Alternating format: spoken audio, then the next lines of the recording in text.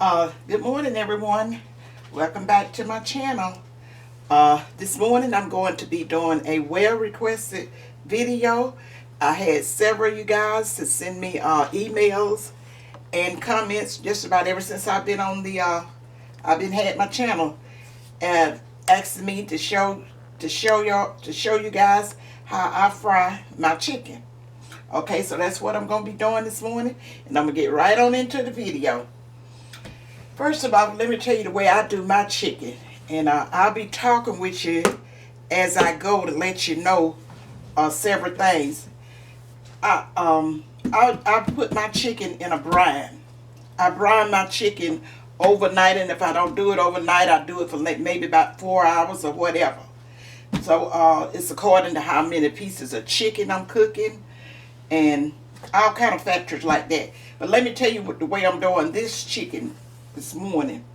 Okay, I've had this chicken in the refrigerator overnight. I'm gonna let you look at what's the water is covered in the brine that I have it in. It's covered, and I'm gonna put the cap back on, and then I'm gonna tell you how I did that and what's in it. Okay, I took 3 heaping tablespoons of this kosher salt, and this was about 1/3 of a cup of sugar, and I took about the same amount of hot salt, about 1/3 of a cup of hot sauce, and then I just it was probably about altogether maybe about a tablespoon and a half of this here peppercorns. I grind that off into my brine, and but first of all, when I put my sugar and salt in there, I put a little warm water, and I kept just stirring it till I dissolved that sugar and that salt. And once I got it dissolved, I went ahead on to put my hot salt and my black pepper and stuff in it. That was dissolving the salt and the sugar. I want to make sure I tell you right.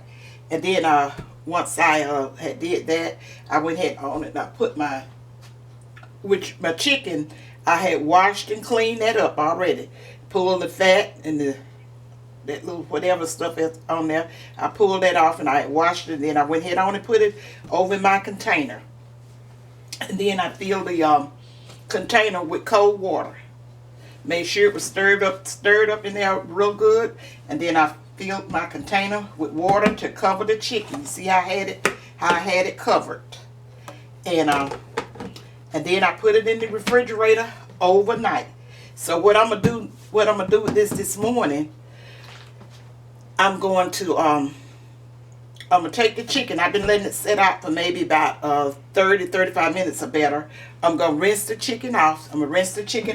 And I may sprinkle a little seasoning on there. But the only reason, and if I do sprinkle a little seasoning on there, it would be just maybe like a little of this seasoning salt, and you use whatever your preference is with your seasoning, all-purpose seasoning salt. That's what you use. You know, I told you guys it's very important that you use the seasoning to your liking, and that's what I do with my chicken, because I can't tell you how many ways or how many recipes I have tried with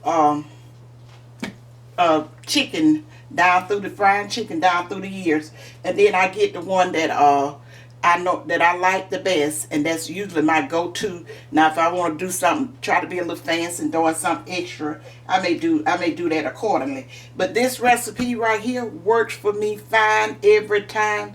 Been doing it really for years and years. Okay, let me move this out the way. Like I told you, when I come back to show you how I'm gonna fry the chicken, I already have it out of this brine and rinsed off and with a little seasoning on it. Let me move it out the way.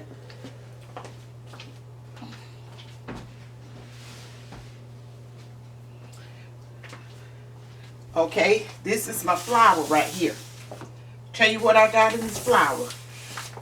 With my, I might have told you this, guys, when I did the pork chop, but I always use self-rising flour to do my coating and stuff of what I'm going to you know, when I'm frying, like pork chops and chicken and whatever.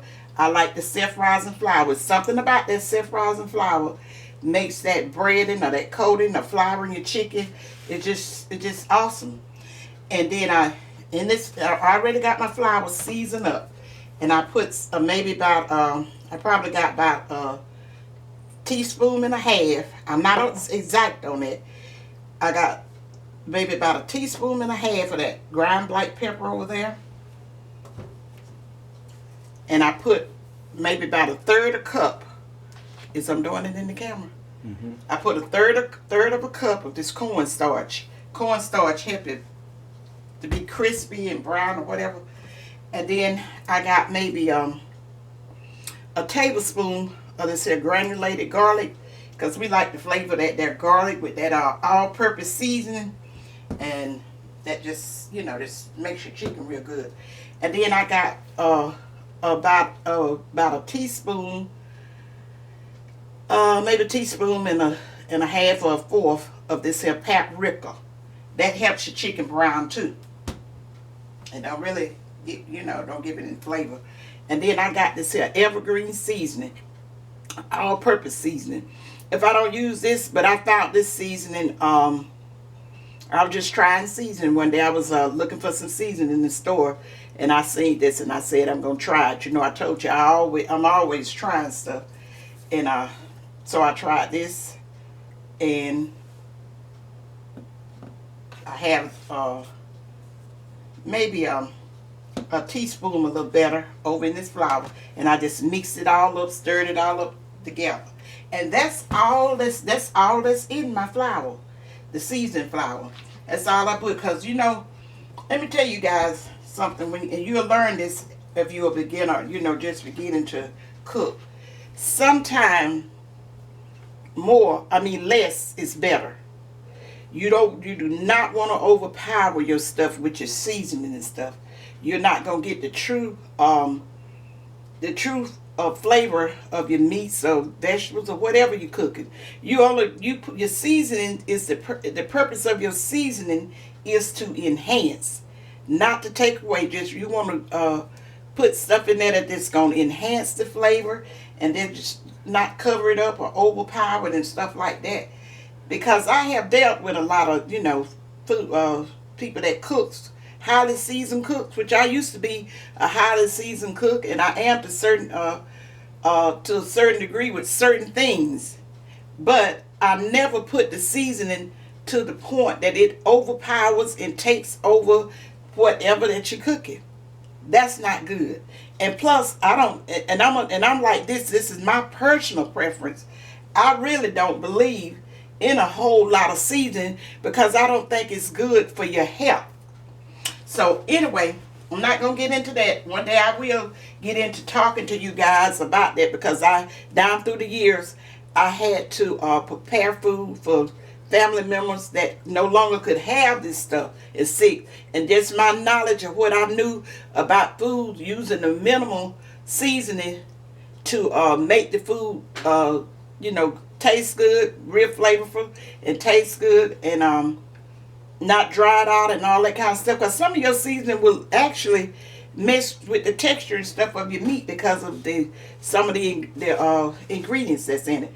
Well, okay, and let me tell you this, and then I'm gonna step off and be ready to fry. When I come back, we'll be ready to fry the chicken. I got my oil heating over here. Is you over this way too?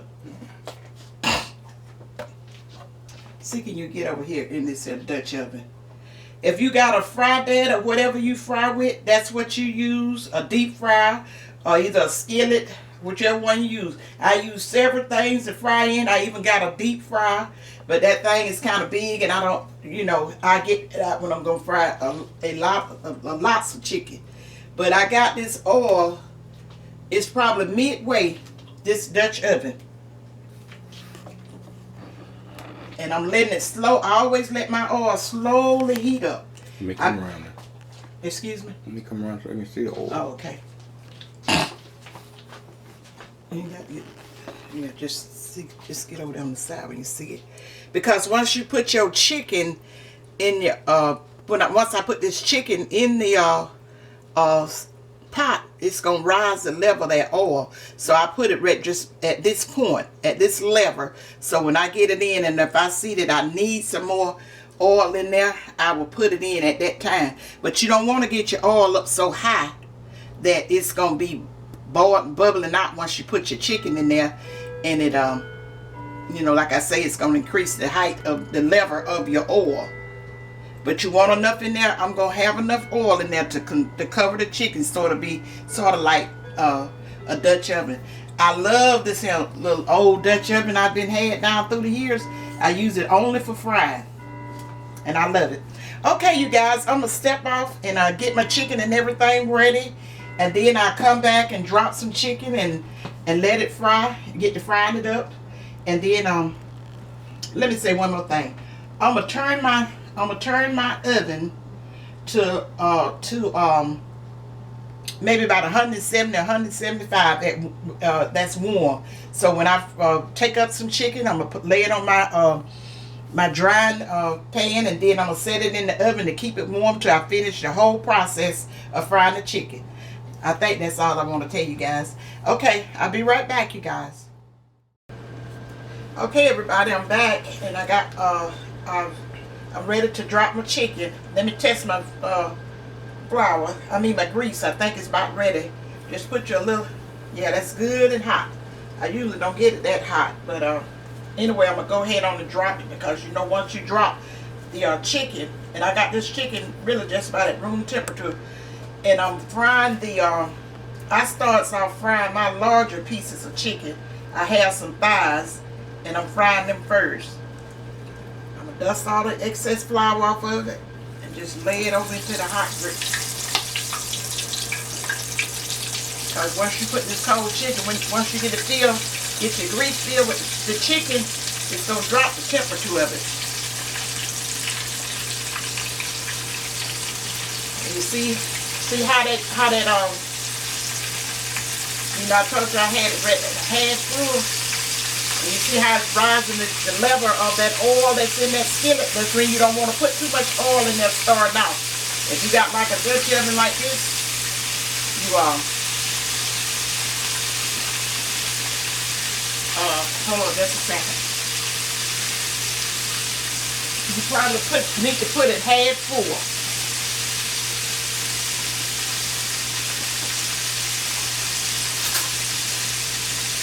I'm just going to get that chicken laid down in there right. And don't overcrowd your skillet.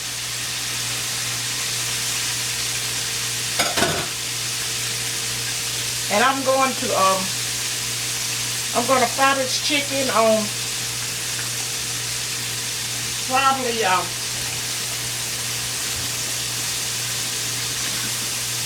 5. I think I usually fry it between a 5 and a 6. And I put my timer on my chicken, and I got it set for 17 minutes. I'm not really sure, because I hadn't necessarily thought too much about how long it would take, but I'm going to put it on 17 minutes, and then when I stop it, I'll let you know. When I come back and I'll take this chicken up, I'm going to let you know how long did it take for me to fry these 4 pieces of chicken that's in here. I can add more, but I'm not going to. I'm going to let it fry like this. And you see how I really had that oil level perfect. It's covering that chicken, and I consider that when the chicken is covered like this, it's kind of deep fried. You don't have to worry about going back in, turning it, and the oil is beginning to cool down some. So I might just turn it back, bump it back up to 6, and see how that fry for it. See how that's gonna fry. But you know, the temperature of chicken when you frying chicken and stuff, done this on chicken. I've heard this so many times that I just about know it by heart. I think it's like 165 the internal temperature of it, Fahrenheit, 165 165 Fahrenheit for a chicken to consider done. You want to make sure you got your chicken done now when you fry it. And that's the reason I wanted to show you how I did that oil and not cooking that chicken too fast. Let it slowly cook.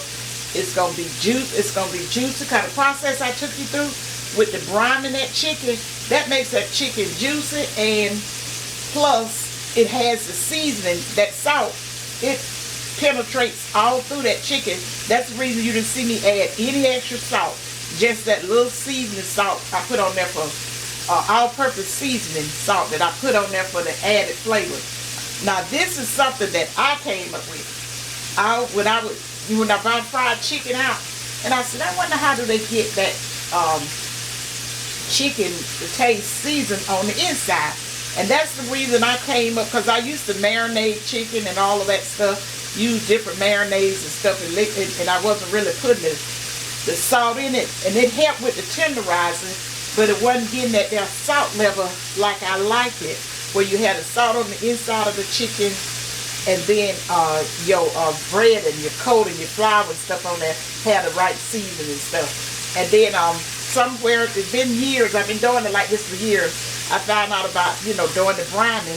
And then I said, that's probably what my mom never do. Because when I was younger, growing up in the country, the older cooks used to, my mama, she used to, after she cleaned up that chicken, and I thought it was just something they did because it was a yard bird, that she would always put it like in some, in that salty, put some salty water.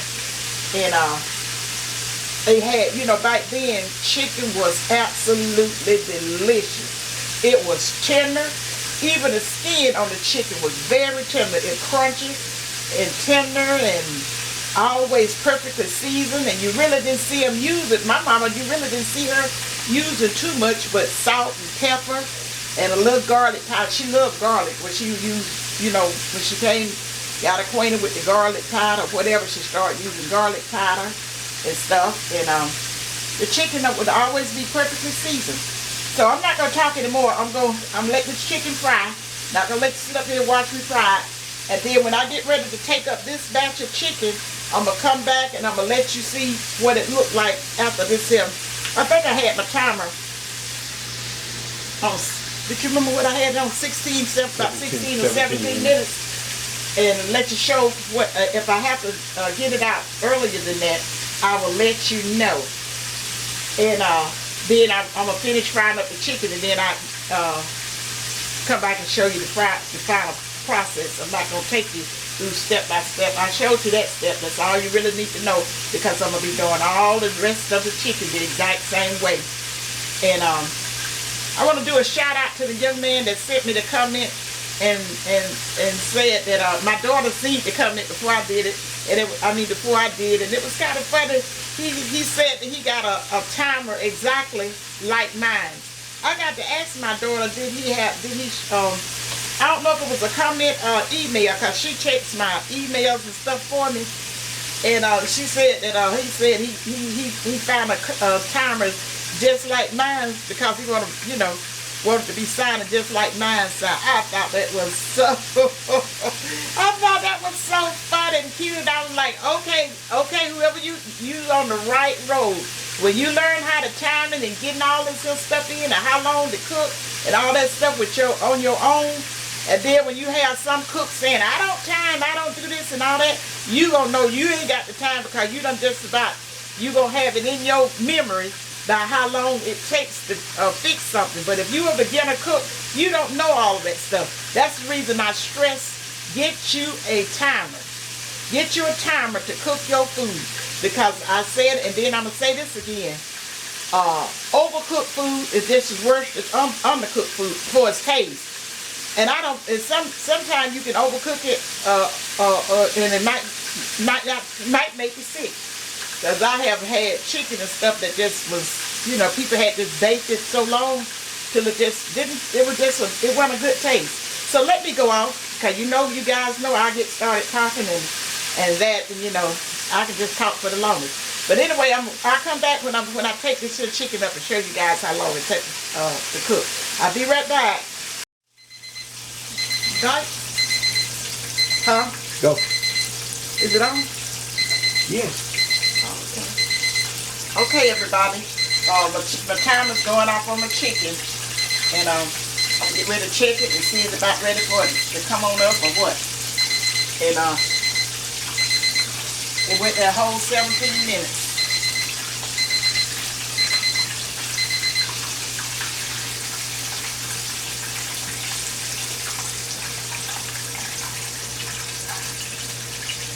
Looks good.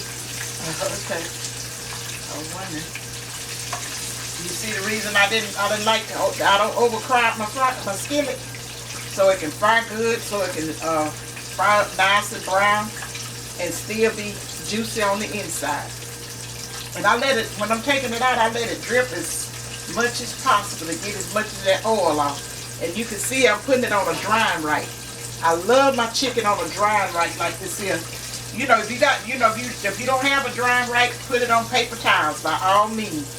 But this here just had a little the grease draining off and not absorbed into that paper towel and make it. I like to drop it. I'm gonna show you guys me dropping this other load of chicken, and then I go off. And when I go off, I'm not gonna come back till I'm finished frying the chicken. The reason I want to show you, because I figured it, after I know I can stick another wing of that in the skillet, because I told you I fry my larger pieces first. I mean my bigger pieces of chicken first. But I'm gonna show you. I already got it. Let me go ahead on and stick something in this oil so I can keep this temperature going. And then I'm going to show you how I do a chicken wing when I fry it. Cause that's what I'm doing. I'm doing, like I told you, I was doing chicken parts, and then some thighs, and legs. I buy this chicken like this at Walmart.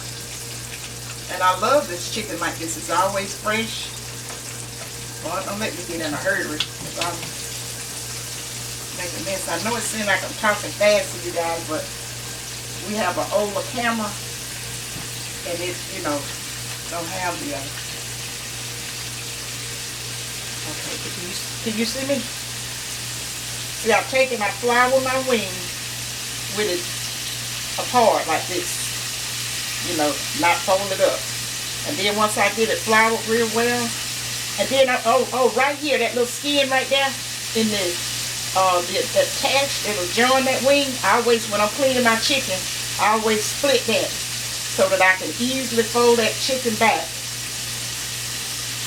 into a bowl or whatever, and then drop it like that. Let me get my.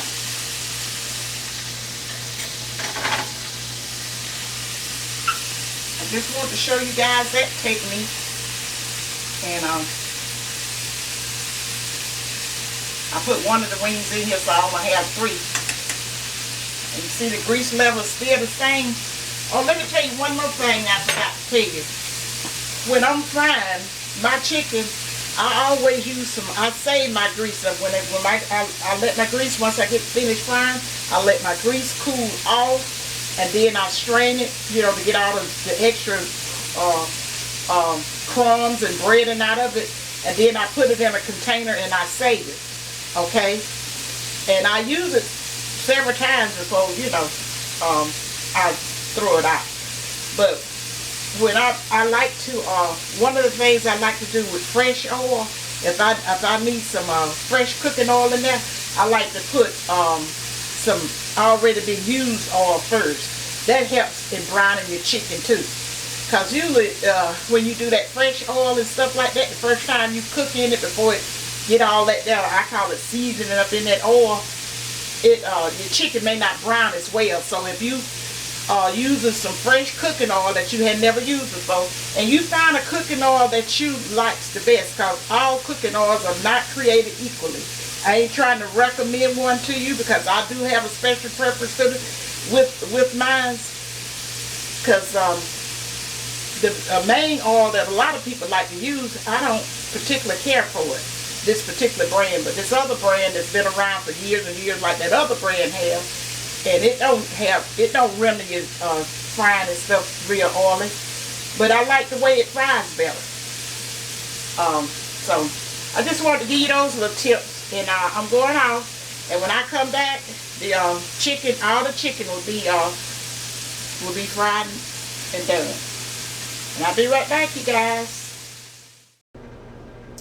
Okay, everybody, I'm back, and the chicken is ready, and this is the ones of you that wanted to see the way I fried my chicken. I hope this will help you, and if you have any questions, just send me an email or comment, and I will try and get back with you if it's anything. I think I covered everything, but if there's anything you need you didn't understand or you want me to help you with, just send me an email, and I'll be glad to help you with it. I'm gonna go ahead on and end this video, and then I'm gonna go over and I'm gonna get you when my husband moved back, I'm gonna get a piece of the chicken and cut it and let you see what it looked like on the inside.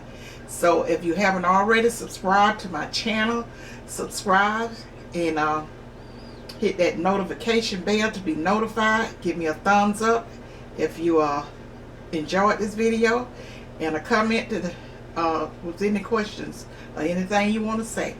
And let my husband move over, and let me show you what the chicken looked like on the inside. And I'll see you guys in my next video. Okay, you guys, I think cutting you a piece of the thigh, you probably can see that better. Now hear how crunchy the chicken is? Let me see, maybe I have to break it. That's what it looked like on the inside. Cooked through and through, and oh God, dude, that smells good. A lot of my friends tell me my chicken is better than the chicken that you can buy in the store. And I don't eat on camera, but the skin part is crunchy and tender. You can eat that if you want it. A lot of people don't want the skin; they pull it off. But I happen to enjoy the skin of a chicken when it's fried right. Okay, you guys, that's my fried chicken, and I'll see you guys in my next video. Bye.